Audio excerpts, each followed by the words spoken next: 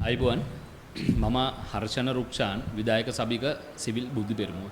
ඇත්ත වශයෙන්ම ස්තුතිවන්ත වෙනවා ගෞරවනීය මාධ්‍ය ආයතන සිවිල් දෙනා වෙත මාධ්‍යවරණය ලබා දීම සම්බන්ධයෙන්.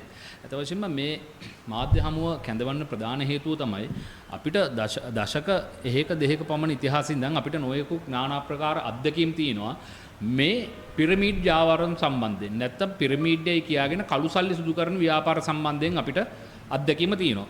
නමුත් අපේ රටේ ජනතාව කොච්චර වුණත් රුපියලක් තැම්පත් කළා රුපියල් 3ක් දෙනවා කිව්වොත් එහෙම අන්න මුලාවේ වැටෙන ස්ථානේ. ඒයි සෑම මිනිස්සෙම ඉතින් මනුස්ස සිතිවිලි තියෙනවා.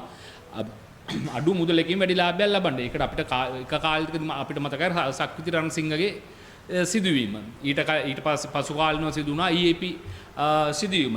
ඊට පසු කාලිනව බේස් ලයිෆ් වගේ ආයතනවල පිරමීඩ් ව්‍යාපාර.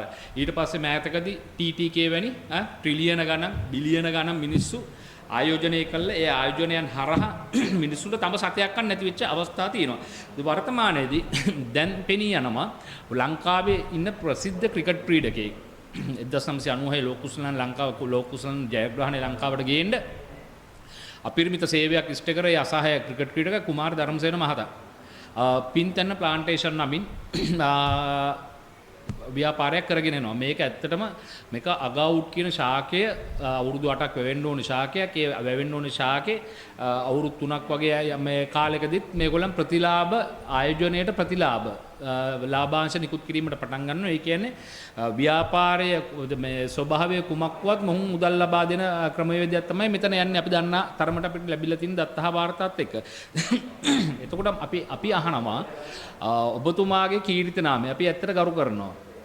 හරිද? නමුත් මේ ව්‍යාපාරය පිළිබඳ දැන් සමාජය තුළ යම් කිසි ආකාරයකින් කතා බහකට මේ ලක් වෙනවා. මේ මිනිස්සු කොහොමද ලක්ෂ 6කට ගස් 10ක් ලබා දීලා අවුරුදු 5ක් යද්දි අවුරුදු 6ක් යද්දි රුපියල් ලක්ෂ 6 කැපිටල් එකට ප්‍රාග්ධනයට ලක්ෂ 29ක් වෙනකන් කොහොමද ප්‍රතිලාභ ලබා දෙන්නේ? එතකොට 6 වැඩි කිරීම 500ක ගුණයක් වසර 6ක් ඇතුළත කොහොමද ප්‍රතිලාභ ලබා දෙන්නේ කියන ප්‍රශ්නාර්ථ ලකුණ ජනතාවගේ තියෙන. හොඳට හිතලා බලන්න ආදරණීය ජනතාවනේ අපේ විදේශගත ශ්‍රමිකයින් අපේ කොල්ල කෙල්ලෝ ටික ගිහලා කොරියා ගිහලා මාළු අල්ලලා උරු ෆාම් වල වැඩ කරලා බිත්තර හිඳලා හරක් පට්ටි වල වැඩ කරලා මේ හම්බ කරන දුවාගේ දරුවාගේ කිලෝමීටර් දහස් ගාණක් එහෙ මෙහෙ ඉඳලා අවුරුදු 5කට පාර රසිය මවුරට එන්නේ කොරියන් වලින් අපේ තරුණ තරුණියොත් දැඩි ලෙස මේ ව්‍යාපාරයට ආයෝජනය කරලා තියෙන. ඉතාලිය ගත්තොත් එimhe ඉතාලියේ ඉන්න අපේ කොල්ල කෙල්ල සෙට් එක විදේශගත ශ්‍රමිකයින් මේ වගේ ව්‍යාපාර වලට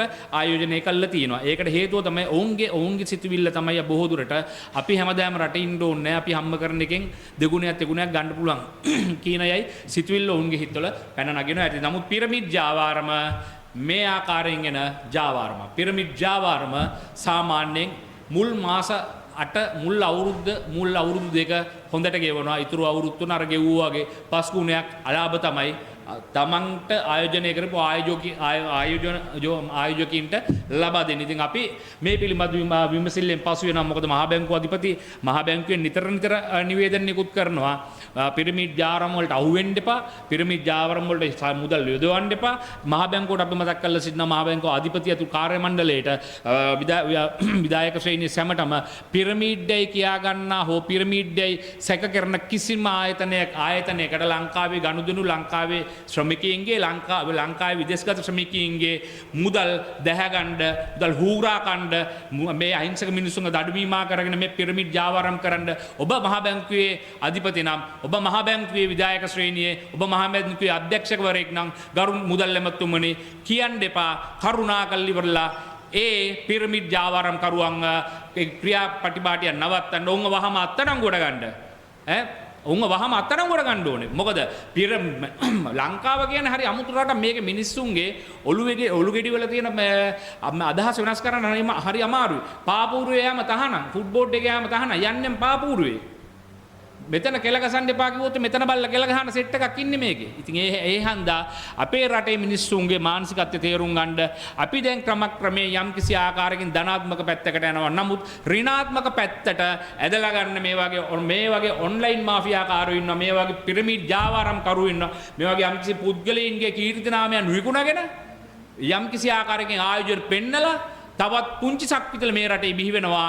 ඒ බව මහ බැංකුවෙන් දන්න මහ බැංකුවේ අධිපතිතුමා ඇතුළු මුදල් ඇමතිවරත් අපි කියනවා මේ වගේ කූට ජාවාරම් කරුවන්ට අපේ මේ මාතෘ භූමියේ අහිංසක කුලි වැඩ කරන මිනිස්සයාගේ දුවා දරුවන් භාර්යාවන් දාලා විදේශ රටවල් වල වැටුප් ලබන අහිංසක අපේ විදේශගත ශ්‍රමිකයින්ගේ ධනය මුදල වැටුප හූරා කණ්ඩ දෙන්න එපා. එහෙම වුණොත් එහෙම මේ පිරමිඩ් ජාවාරම තවත් මේ ආණ්ඩුවේ පැවතිච්ච ආණ්ඩුව වගේ මේ ආණ්ඩුවේ අනුග්‍රහය යටතේ කරගෙන යන ජාවාරමක් යයි කියලා අපිට උපකල්පනය කරන්න වෙනවා. ඒකට මොකද මහ බැංකුවෙන් කියනවා නම් මේ මෙව්ව පිරමිඩ් ජාවාරම් මෙව පිරමිඩ් ව්‍යාපාර කියලා මහ බැංකුව දන්නවනේ. ඉතින් ඇයි මහ බැංකුවට බැරි ඒ ආයතන එක්ක නියාමනය කරන්න නැත්නම් ඒ ආයතන තහනම් කරලා දාන්න. ඒක හන්දා අපි කියනවා මේ පින් තැන් හරි බින් තැන් හරි මොනර තැන් හරි ඔය හැම තැනකටම අපි කියනවා මේ රටේ අහිංසක ජනතාවගේ මුදල් හූරාගෙන කන්න එපා. අවුරුදු ලක්ෂ 6ක අවම ප්‍රාග්ධනයක් යොදෝලා අවුරුදු 5ක් ඇතුළත ලක්ෂ 29ක් වැනි ප්‍රතිලාභයක් ලබා දෙන්න පින්තැන්නේ තියෙන ආදායම මොකද්ද? සමහර විට අපිට උපකල්පනය කරන්න සිදු වෙනවා පින්තැන්නත් තෝතැන්නක් කරගෙනද කළු සල්ලි සුදු සල්ලි කරන දේක හන්දා අපි ජනතාවට අපි මහ බැංකුවට මහ බැංකුව අධිපතිගෙන් සහ මුදල් ඇමතුමාගෙන් ඉල්ලා සිටිනවා. අපි ජනතාවට මේ ජනතාවගෙන් ඉල්ලා සිටිනවා මේ වගේ මහා පරිමාණ වංචනිකින්ට අහු වෙන්න එපා කියලා. ස්තුතියි.